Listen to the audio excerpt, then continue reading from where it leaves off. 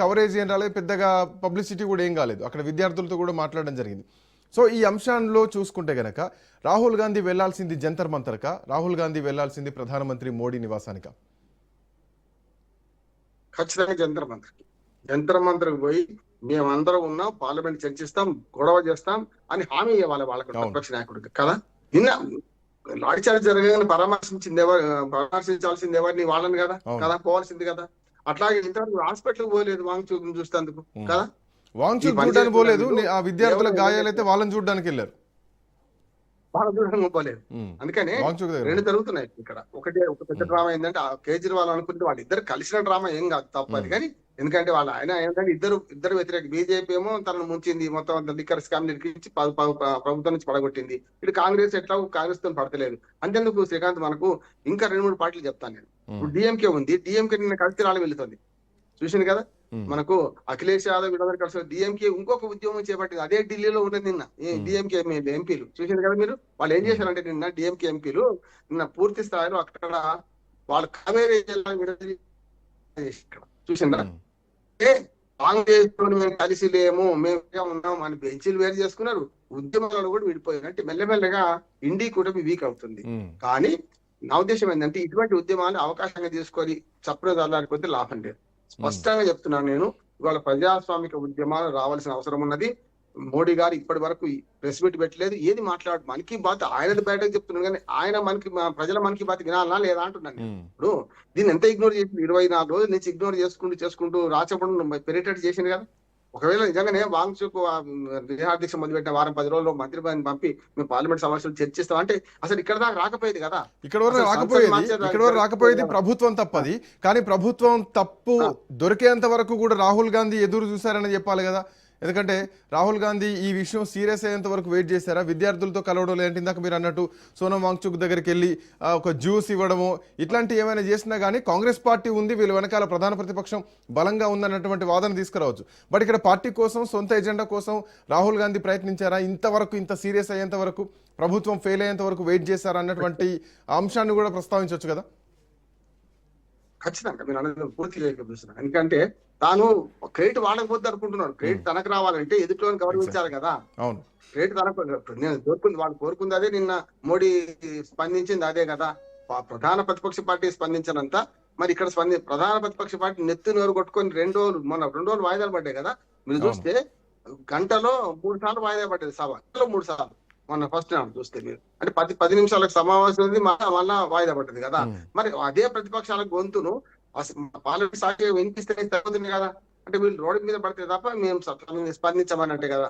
మరి రోడ్డు మీద పడి 24 రోజులు అయింది కదా. వీళ్ళు సిజేపీ వాళ్ళు అయితే సిజేపీ గాని వాంగ్చుక్ గాని దీక్ష చేసి అయింది కదా. ఇప్పుడు నిన్నని చూడండి, అక్కడ నేను ప్రత్యేక లైవ్ చూస్తుంటే మనకు 24 రోజులు వాటికి. మీరు నిన్న చూడండి, నిన్న నుంచి మొత్తం వేదిక ఒకటి నుంచి మొత్తం అంతా టెంట్ అని తీసేసి వర్షాలు తడుచుకుంటూ ఉన్నారు కదా వాళ్ళందరూ కూడా. అందుకనే ఇప్పుడు పిల్లలు కొడుతుంటే ఒక్కనే చేసి 10 మంది కొడుతున్నారు, తప్పు కదా. అక్కడ పిల్లలు కొడుతుంటే ఒక మంచి ఉంది చెట్టు ఉంది చూస్తాం. ఒక కానిస్టేబుల్, లేడీ కానిస్టేబుల్ ఒక యువకుడిని తీసుకొని ఒక తల్లిలాగా ఆదరించి ఒక పక్కన కూర్చొని పెట్టింది, దెబ్బలు దాకి సుమ్మసిల్లిపోతుంటే కదా. అది ఎంత ఆదర్శమో. ఒక 10 మంది పోలీసులు ఒక్కటే పట్టుకొని కొడుతున్నది కూడా మనకు వీడియో కనపడుతుంది కదా. దుర్మార్గం కదా. ఇప్పుడు అక్కడ ఎవరు లేరు, తీసుకుపోయి పక్కన పడేస్తే అయిపోద్ది కదా. నేనేమన్నా అంటే పోలీసులు దౌష్ట్యం కూడా ఎట్లా. ఇక్కడ ఇంకొక పాయింట్ సార్, ఇక్కడ పొలిటికల్ యాంగిలే మాట్లాడదాం కాసేపు. సో నిన్న మొన్న అంటే గత కొద్ది రోజుల క్రితం వరకు జంతర్ మంతర్ దగ్గర ఇది ఒక social media platform, social media నుంచి వస్తున్నారు, మహా అయితే 2000-4000 మంది ఉంటారు అన్నది మనం చూసినాం. సో ఇది అంత సీరియస్గా ఉండదు అనుకున్నారా? ఎప్పుడైతే ఇది చాలా సీరియస్గా మారిపోయిందో, 40-50 వేల మంది గుమిగూడారు. సో ఇది మళ్ళీ అరవింద్ కేజ్రీవాల్ ఏమైనా టేకప్ చేస్తారేమో అన్నటువంటి ఉద్దేశంతో రాహుల్ గాంధీ ఒక అడుగు ముందుకేసి ఏకంగా మోడీ ఇంటి వైపు వెళ్ళారనుకోవచ్చా? అరవింద్ కేజ్రీవాల్ మాటల్ని రాహుల్ గాంధీ యాక్షన్ ఎట్లా చూడొచ్చు? అరవింద్ కేజ్రీవాల్ కూడా అదే అవకాశవాదం అంటున్నాను కదా. ఇప్పుడు క్రెడిట్ వాళ్ళకి వచ్చిందని రాహుల్ గాంధీ విమర్శిస్తుంది కదా. కదా ఇప్పుడు క్రెడిట్ వాళ్ళకి వచ్చిందని రాహుల్ గాంధీ విమర్శిస్తుంది కదా, చూస్తున్నాం కదా మనం. నిన్న కాగానే ఏం మాట్లాడండి, బీజేపీ కాంగ్రెస్ ఒకటే అన్నాడు కదా. దుర్మార్గం కదా. అంటే నిజంగా చెప్పాలంటే అరవింద్ కేజ్రీవాల్ కూడా పోవాలి కదా. మనం పోయినట్టున్నాడు ఒకసారి ఎక్కడికి, సంఘీభావాన్ని వ్యక్తం చేస్తున్నందుకు. అందుకని ఏమంటున్నాంటే ప్రతిపక్ష పార్టీలన్నీ కూడా తమ ప్రజా సమస్యలు దేశంలో ప్రజా సమస్యలు వెల్లడించడంలో కన్క్లూడ్ సార్. దాని మీద పోరాటం చేయడం విఫలమైంది. వాళ్ళ ఎజెండా వాళ్ళకున్నది. వాళ్ళ ఎజెండాను దాటి వస్తే ఉంటది. నేను స్పష్టంగా చెప్తున్నాను కదా, సిజేపీ ఉద్యమం గాని, కిసాన్ మన పంచాయతీ గాని, ఈ ఉద్యమాలు ప్రజల నుంచి పుట్టినాయి. ప్రజల నుంచి పుట్టిన ఉద్యమాలను ప్రభుత్వాలు గౌరవించకపోతే ప్రతిపక్షాలు సొమ్ము చేసుకుంటాయి. ఇది కాకుండా ఈ ఉద్యమాలలో అటువంటి సాంఘిక శక్తులను పార్టీల ప్రమేయాన్ని తక్కువ చేస్తే వీళ్ళ ఉద్యమం నిలుస్తారు. Thank you sir, thanks for joining. So cockroach Janata party ఉద్యమం తీవ్ర రూపం దాలుస్తోంది. లాఠీ చార్జ్ తర్వాత పొలిటికల్ టర్న్ తీసుకుంది. కాంగ్రెస్ పార్టీ అగ్రనేత రాహుల్ గాంధీ ఏకంగా ప్రధానమంత్రి నివాసం దగ్గరలో నిరసన దీక్ష చేపట్టడం మొత్తం దేశవ్యాప్తంగా సంచలనంగా మారింది. అయితే ఇప్పటికే అభిజిత్ దీప్కి ఒక కామెంట్ చేశారు. సో ఇప్పటివరకు మమ్మల్ని పట్టించుకునే వాళ్ళు కాంగ్రెస్ పార్టీ నాయకత్వం ధర్నా చేస్తే పట్టించుకుంటున్నారు. సో ఇది హైజాక్ చేసేటువంటి ప్రయత్నం జరుగుతుందన్నటువంటి కామెంట్లు కూడా అభిజిత్ దీప్కే చేస్తున్నటువంటి కామెంట్. ఏదేమైనా ఇప్పుడు మోడీ ముందున్నటువంటి ఆప్షన్ ఏంటి?